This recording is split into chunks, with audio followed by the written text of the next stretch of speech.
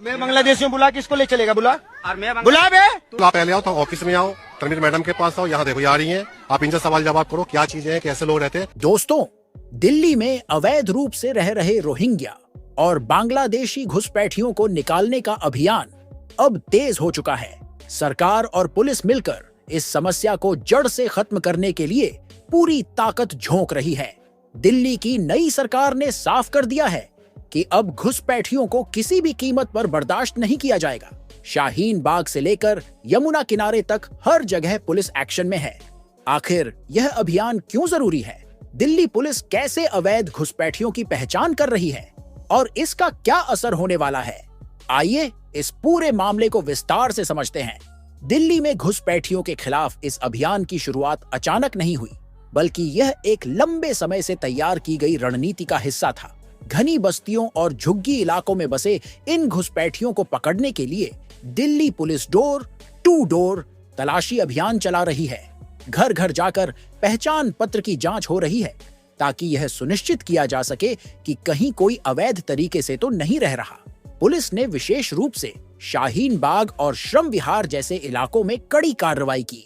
शुक्रवार को चलाए गए ऑपरेशन में झुग्गियों में रहने वाले लोगों से उनके असली पते और पहचान पत्र की पड़ताल की गई। पुलिस ने यह सुनिश्चित करने के लिए एक विशेष कैंप भी लगाया कि कोई भी व्यक्ति फर्जी दस्तावेजों के आधार पर बच न सके। दिल्ली पुलिस ने बीते दिनों साउथ दिल्ली और नई दिल्ली के इलाकों में भी ऐसे ही ऑपरेशन चलाए। अब साउथ ईस्ट डिस्ट्रिक्ट और अन्य संदिग्ध इलाकों में पुलिस सक्रिय हो चुकी है। दिल्ली पुलिस को कई जगहों से जानकारी मिली कि बड़ी संख्या में रोहिंग्या और बांग्लादेशी यहां अवैध रूप से रह रहे हैं। बांग्लादेशियों को पकड़ना आसान नहीं है क्योंकि वे फर्जी दस्तावेजों के जरिए भारतीय नागरिकता प्राप्त कर लेते हैं और फिर उन समुदायों के बीच घुल मिल जाते हैं जिनकी भाषा और संस्कृति उनसे मिलती जुलती है।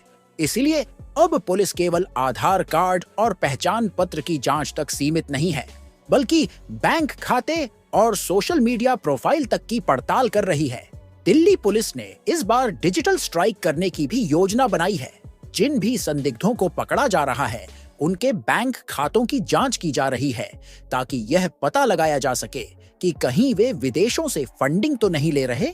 उनके सोशल मीडिया अकाउंट्स की भी पड़ताल की जा रही है ताकि यह जाना जा सके कि वे किन लोगों से जुड़े हुए हैं और क्या उनका कोई कनेक्शन बांग्लादेश या म्यांमार के संदिग्ध संगठनों से तो नहीं है। दिल्ली पुलिस अब तक 33 बांग्लादेशियों को पकड़कर उन्हें वापस उनके देश भेज चुकी है। कई अन्य घुसपैठियों को डिटेंशन सेंटर में रखा गया है, जहां उनकी जांच के बाद उन्हें उनके देश भेजने की प्रक्रिया शुरू की जाएगी। यह अभियान तब तक जारी रहेगा जब तक कि दिल्ली को पूरी तरह घुसपैठियों से मुक्त नहीं कर दिया जाता। बीजेपी ने चुनाव के दौरान दिल्ली की जनता से जो वादे किए थे, उनमें घुसपैठियों को निकालना भी एक प्रमुख मुद्दा था। इस वादे को पूरा करने के लिए दिल्ली पुलिस और अन्य सरकारी एजेंसियां लगातार काम कर रही हैं। यमुना के किनारे अवैध रूप से बनी झुग्गियों को भी हटाया जा रहा है। दिल्ली की नई सरकार इस बात को लेकर गंभीर है कि न केवल अवैध घुसपैठियों को निकाला जाए, बल्कि यमुना को भी स्वच्छ बनाया जाए। यह पूरा अभियान दिल्ली में बड़े बदलाव का संकेत दे रहा है। अब जब रेखा गुप्ता की सरकार आई है, तो यह साफ है कि दिल्ली में अब राम भक्तों की सरकार है और जल्द ही दिल्ली को घुसपैठियों से पूरी तरह मुक्त कर दिया जाएगा। घुसपैठियों को दिल्ली छोड़नी ही होगी। दोस्तों, अब यह साफ हो चुका है कि दिल्ली में अवैध रूप से रह रहे घुसपैठियों के लिए कोई जगह नहीं बची है। सरकार और पुलिस का यह अभियान तब तक जारी रहेगा जब तक कि दिल्ली पूरी तरह से घुसपैठियों से मुक्त नहीं हो जाती। आपकी इस मामले पर क्या राय है? क्या आपको लगता है कि इस तरह के सख्त कदम देश के लिए जरूरी हैं? हमें कमेंट करके जरूर बताइए। वीडियो पसंद आया हो तो लाइक और शेयर करना न भूलें और हमारे चैनल को सब्सक्राइब करें ताकि आपको इसी तरह के महत्वपूर्ण अपडेट मिलते रहें। फिर मिलेंगे एक और खास वीडियो में। तब तक के लिए जय हिंद, वंदे मातरम।